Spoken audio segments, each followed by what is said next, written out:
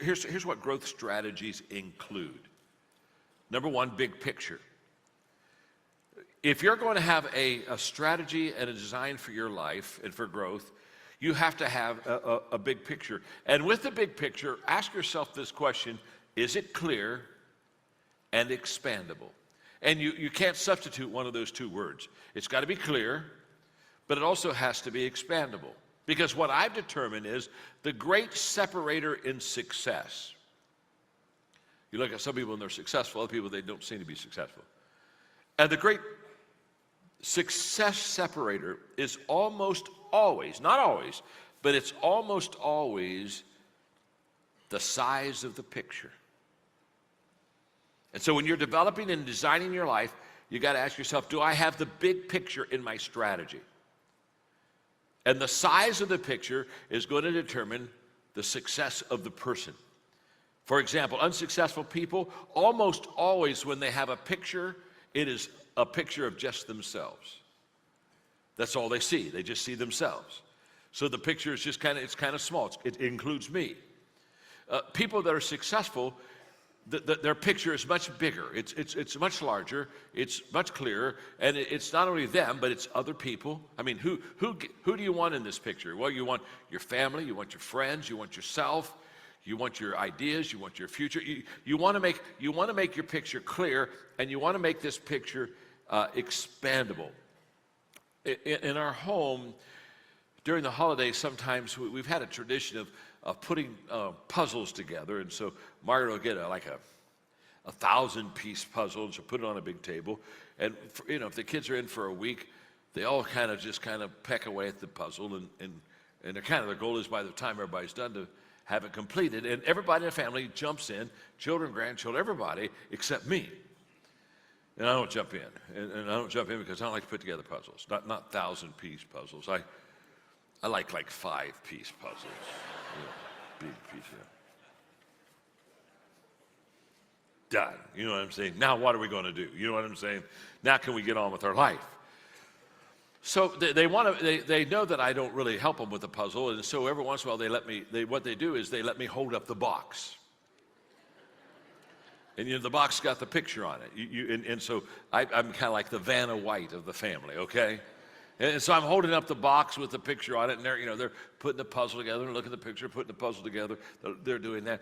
What I'm going to do right now for you is I'm developing this whole law of design. Is I'm holding up the box for you, and I'm basically saying I want you to see this picture, because this picture that I'm wanting you to have is what's going to be strategically what you do to grow yourself. And because what do leaders do? Leaders see more than others see. Leaders see before others see. What does Stephen Covey say? He said, begin with the end in mind. That's the picture of the puzzle. In other words, let me see what the whole picture looks like. I know that I've only put 3 pieces together, but the only way that I can put the pieces together is to see what am I looking at? What am I going for? What's clear? What's the goal in my life?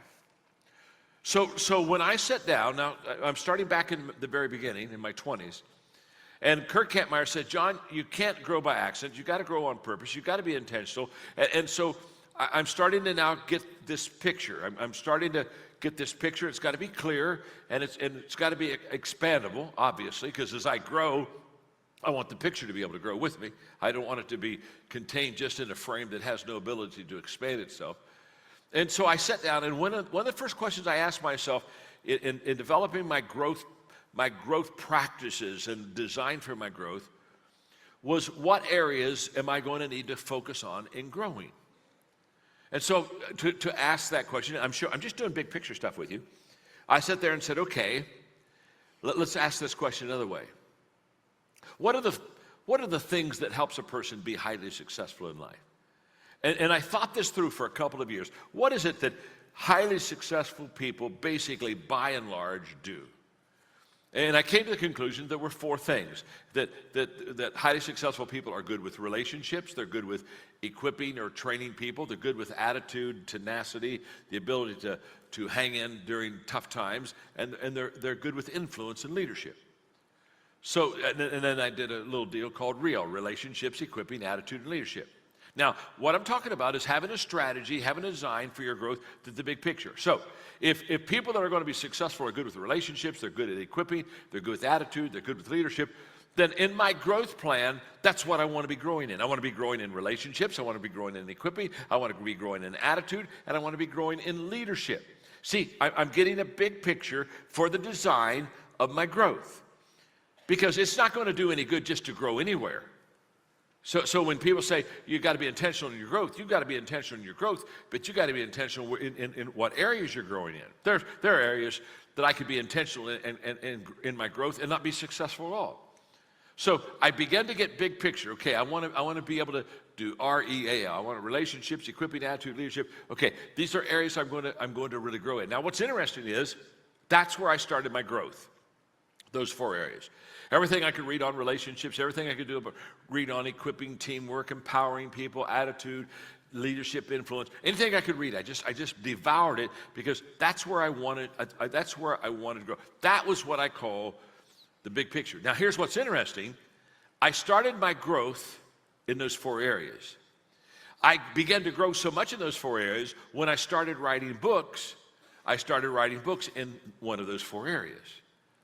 Now, 100 books later, all of my books basically fall into those 4 categories. Either it's a relationship book, it's an equipping book, it's an attitude book, or it's a leadership book. And by and large, almost every one of them fall there. But let me just see. Now, that's why now, is the picture not only clear, but is it expandable? See, so when I started growing, here's what I want you to, because this is important. When I started growing, I didn't even have an intention to be an author or a writer of books. Wasn't on my radar screen at all. When I started growing, I had an intention to grow. But now, as I'm growing and learning these things that I think are important, REAL, and it's now time, now I want to write a book so I can want to influence people beyond my own influence. What am I going to write? I'm going to write on REAL, because that's where I'm growing. So the area that I'm growing is the area that helps me to start writing. And what I want you to understand is growth is a catalyst for the success in your life. So you start growing in an area, and all of a sudden you find out you're teaching in that area, you're writing in that area, you're coaching in that area, you're applying that area, and everything expands. Growth is beautiful because you start and you just keep expanding and you keep enlarging, and it's a journey. It's a journey that just gets better.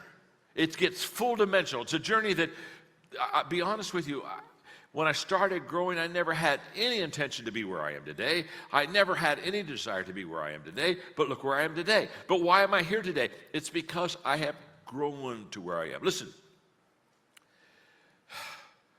the only way that you can expand your life and make it better is to grow to that area.